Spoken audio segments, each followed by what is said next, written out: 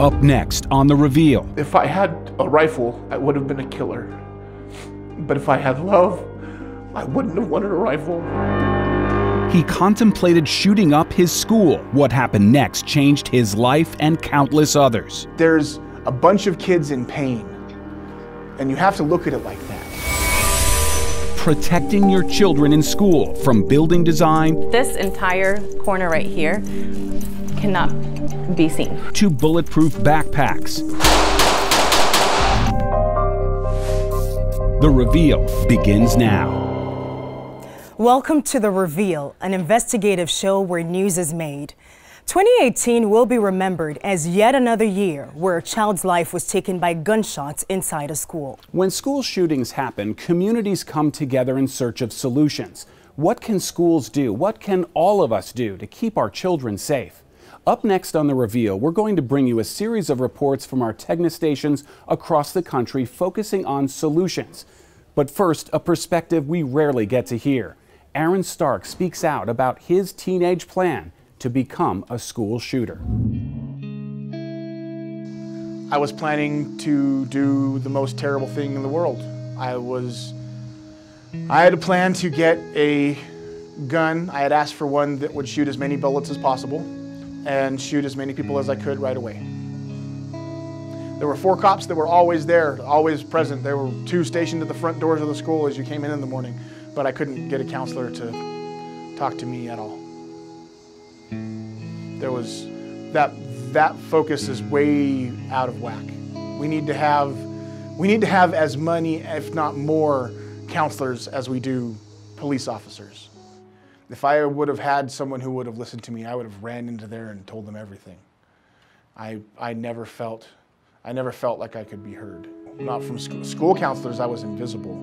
There was 500 kids asking for their time every single time I go to talk to them. It doesn't make sense. These kids are trying to tell you their deepest, most painful things that they can't talk about with anybody. And if you expect them to trust you to tell you, you have to be able to give them the time and the attention to do that.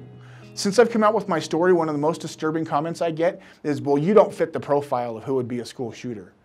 The fact that you think that there's a profile is a problem. There isn't a profile. There isn't a set of what a school shooter is going to do. There's a bunch of kids in pain, and you have to look at it like that. It's a complicated, hard problem. There is no easy fix. And if we keep looking for an easy way out or a single fix to it, or if this doesn't solve every one of the problems that we can't do it, then we're never going to get anywhere. So are school counselors a possible solution? In most districts, it's a resource that's often ignored and underfunded. The national standard says 1 school counselor to every 250 students, but our investigation found that some districts are failing to meet the mark. I guess you're not going to be at the game we're going to, and that makes me sad. They're the first people you can always go to if you need help with anything, like family issues, relationship issues. There's so much of that in high school. Pope Senior Morgan Meade is talking about school counselors. She says they're critical, but admits students are unlikely to open up to someone they don't know. I feel like some students are scared. Yeah. Patty De Silva is one of the counselors trying to ease those fears. She will talk to you about your dog dying if that really affects you, or we'll talk to you about celebrations. Students at Pope have more counselors than most. There is 1 for every 400 students. I've heard that 1 to 250 is ideal. Yes, in a perfect world, if I had 250 kids on my caseload, I could probably meet every single one of them every single year. So you don't meet every student every year? No. There's no way. I have 400 kids and 180 days of school. That's what your mom says. De Silva does meet one-on-one with every student she is assigned in their junior year. Too often, it is the first time they have talked. Are you a little stressed? That's why the American School Counselor Association and several studies on school safety recommend a ratio of 1 counselor for every 250 students. To be able to, it's hard to find a counselor that disagrees. Who thinks that would be beneficial? Oh, yes. 2 hands? Yes. 2 hands. But according to data from the U.S. Department of Education, in the 2015 school year, 85% of schools across the country failed to meet that mark. There's a high school with a ratio of 1 to 869. That's bonkers. Counselors argue if we want to keep kids safe, we have to do better. What we found with the students is when they hit what's really just like a speed bump, it's like a roadblock to them, or it's like a complete wall that's built up. The danger comes when students feel they need to bust down that wall, and they don't care who gets hit by those bricks. When you have so many students, you always wonder who's not coming in the office. And whenever I'm walking in the halls, if there's a piece of paper on the ground, I always pick it up and I read it, just in case. Just in case there is a threat or red flag, a student plans to harm themselves or others. Often those notes are found on social media. Instagram especially. The threats of a possible mass murder at Etowah High School. Investigators found an explosive device in McCurley's home. This would have been a Columbine-type incident. People are scared and overwhelmed. It was a community tip after a post on social media that led to the arrest of 2 Etowah High School students in Woodstock, now charged with conspiracy to commit murder. Police say they found a map of the school detailing the attack plan, a list of people to kill, and the beginnings of an incendiary device. We have more policemen out at the school watching and more security cameras. Nicole Martin is a 10th grade student at Etowah High. She says the increased police protection on campus makes her feel safer. When asked about school counselors, I really just think about the people that help us find our classes. We don't know if the students arrested were on their counselor's radar. The school has 1 counselor for every 500 students, a ratio that can make it difficult to educate students on what counselors do and build the relationships needed to do it. Are you aware of any mental health professionals that are involved in your school? No, I don't think there are any mental health people at our school, or if there are, they're not very well advertised. But the school counselor is the mental health professional trained to handle an emotional crisis. Oh, yeah. That's why DeSilva uses every tool she can to connect with the students that do come into her office. I mean, these little marble things tend to be really popular. I think because they're just weird. It is filled with trinkets, stress balls, coloring books, even a doll. Sometimes they beat it against my desk. Her walls are lined in quotes. This was my very first one. Stressed is just dessert spelled backwards. That's actually the one that gets the most comments, too. DeSilva knows personally how important a counselor can be. I actually lost my mom when I was a teenager. Her counselor started a grief group for her and other students dealing with loss. She says that group got her through high school, and it now guides her work. I want to show students that there's always a light at the end of the tunnel. You just have to look for it. Sometimes it's really, really small, but it's there, and as long as you just keep heading towards it, you'll get to it. Rebecca, many states have done their own studies on school safety. What are they saying about the effectiveness of counselors? At least 3 states say they plan to make this a legislative issue in their next session. That's Georgia, Florida, and Washington. But here in Georgia, lawmakers say they're leaning more towards hiring an actual mental health professional for every school rather than actually reducing the ratios, which the School Counselor Association says that would just be misguided because that's assuming we already know who the kids are that need the help. Coming up on The Reveal, can delay tactics and building layouts help minimize or even prevent the loss of life? Visibility, transparency, those are things that give you power and control over a potential threat.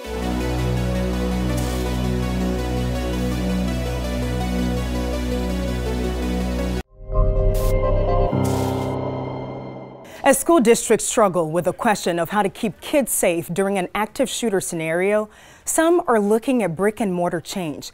One school district went as far as redesigning and rebuilding its school for layers of protection. But will this help? Students down under the table, kids! Heads under the table! Well, I think there's somebody shooting in here at Sandy Hook School. 5901 Pine Island Road at Stoneman Douglas High School.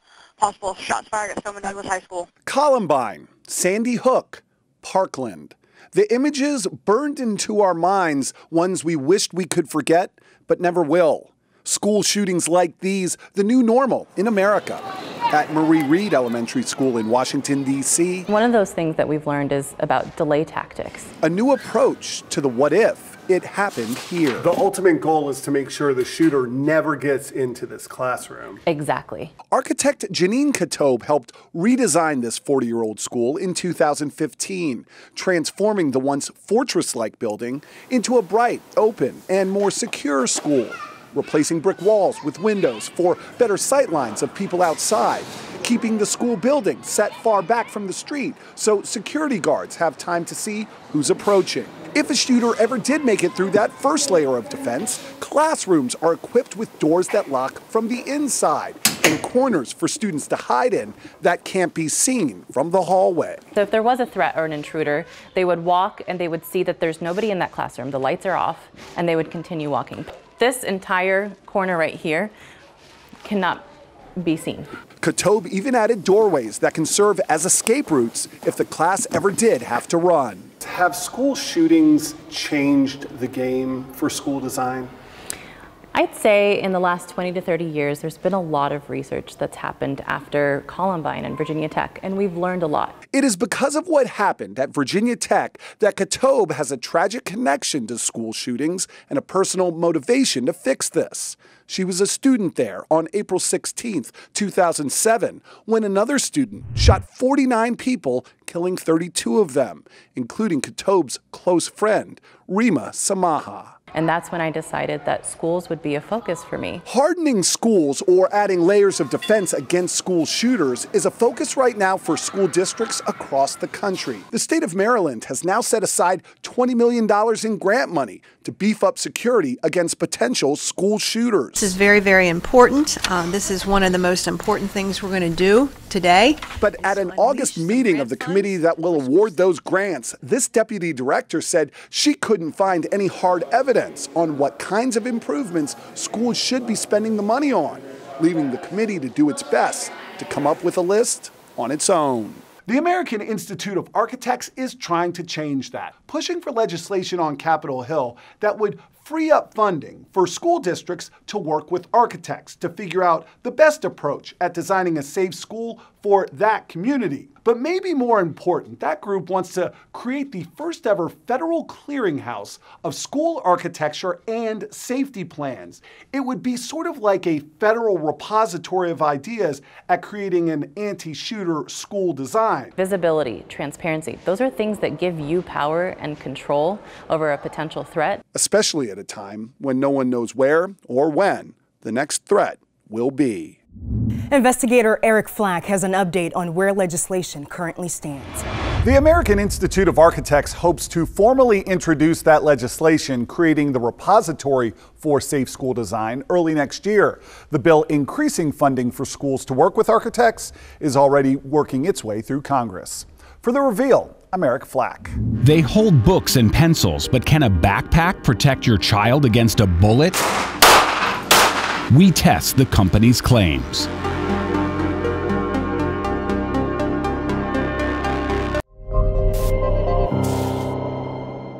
With school shootings constantly making headlines, parents are looking for anything to keep their kids safe. But is a product like a bulletproof backpack going to save their life? Or is it just a false sense of security? This is part of Keisa Shapiro's daily routine. How was school, guys? Dropping off and picking up her 2 boys from school. Had a sub today. But she admits after hearing about school shootings in Parkland, Florida and Santa Fe, Texas, claiming the lives of 27 people in 2018, there's also an added sense of fear. There's always kind of an underlying thought that, every single morning. But the reality is kids have to go to school, and so we have to deal with it the best we can. Some parents chose to deal with the fear by purchasing one of these, a bulletproof backpack. 2 companies selling the product, Bullet Blocker and Guard Dog Security, saw sales jump more than 50% after the tragedies in 2018. But is spending extra money on the bulletproof backpack worth it? Will they actually stop a bullet? 10 Investigates ordered backpacks from both Bullet Blocker and Guard Dog Security, whose products meet the National Institute of Justice Level 3 standards, according to their websites. And bulletproof panels you can insert into any backpack from the company Bullet Safe, which also mentions they meet those NIJ standards. A Level 3 protection means it should protect up to a .44 Magnum, which is marked as the most powerful handgun.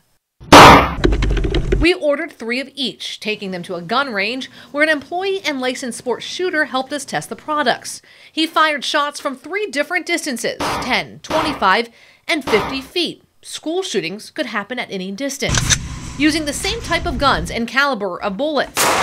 The first gun we're going to be shooting is a Glock 34. It's a 9mm. Used in Newtown. This is a Smith & Wesson 5-shot revolver, chambered in .38 Special. This is our 12-gauge shotgun. Santa Fe. This is an AR-15. And Parkland.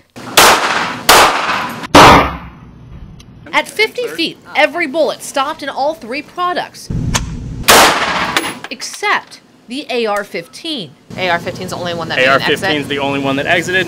We saw the same result at 25 feet with the Guard Dog Security Bulletproof backpack. Just as I expected, that one went straight through the backpack. And the bullet safe insert. AR, as we expected, straight through, no problem. But when targeting the bullet blocker backpack, the 9mm and AR, it did go straight through, yeah, just very cleanly. At a distance of 10 feet. We can actually pull this guy out. Once again, none stopped the bullets from the AR. The only thing that really made it through is going to be the AR. And the bullet blocker backpack at 10 feet didn't stop the 9mm. Can I have like 2 marshmallows with this? Sure. Kisa Shapiro believes even if the backpack and inserts protect from some guns, it's not an item she's adding to her back-to-school list. I think bulletproof backpacks are a false sense of security. Investigator Jennifer Titus has more on how these companies are responding. And these are some of those backpacks right here. This company actually advertises as being the lightest weight bulletproof backpack. This is also the backpack our shooter says other bullets other than the AR made its way through. They released this statement to us saying the uncontrolled variables in a test make it totally unreliable and unrealistic. I agree that you can't control what a school shooter will use in a shooting, but the NIJ dictates what rounds constitute certain levels, and our products have met those levels. You'll also find Bullet Blocker's full statement and statements from the other 2 companies on our website. Now, the starting price for these backpacks are around $289. For the panel, it's about $99. For The Reveal, I'm Jennifer Titus. If you have a news tip or a comment on one of our investigations, email us at thereveal@11alive.com.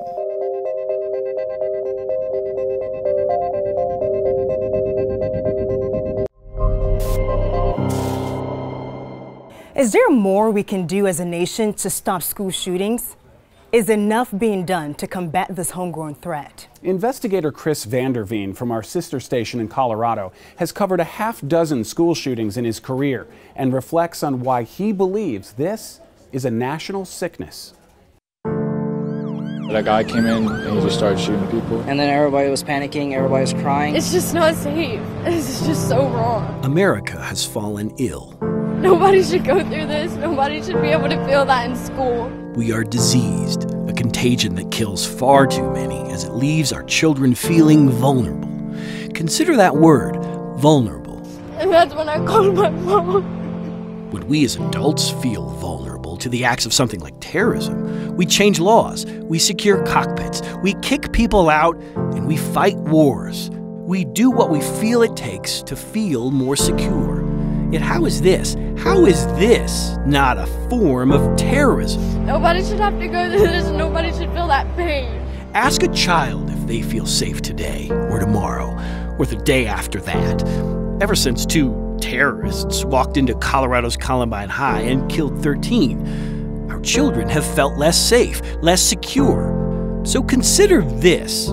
Had men with dark complexions and strange-sounding Middle Eastern names walked into our schools and killed as indiscriminately as American children have, we would change laws, we'd secure our schools, we'd kick more people out, and yeah, we might even consider a war. And there needs to be something done. But since the shooters are our own, since they grew up here in our cities, in our neighborhoods, And we're praying for you. Everyone is praying for you. we offer little more than a passing thought and an occasional prayer as we ignore the disease that festers inside a national subconscious that has resigned itself to doing nothing when children die. It hurts my heart to see this. What a powerful perspective from investigator Chris Vanderveen, a journalist, a husband, a father. You've been watching The Reveal, a show fueled by investigations that have impact. We'll see you next week for The Reveal, a show where news is made.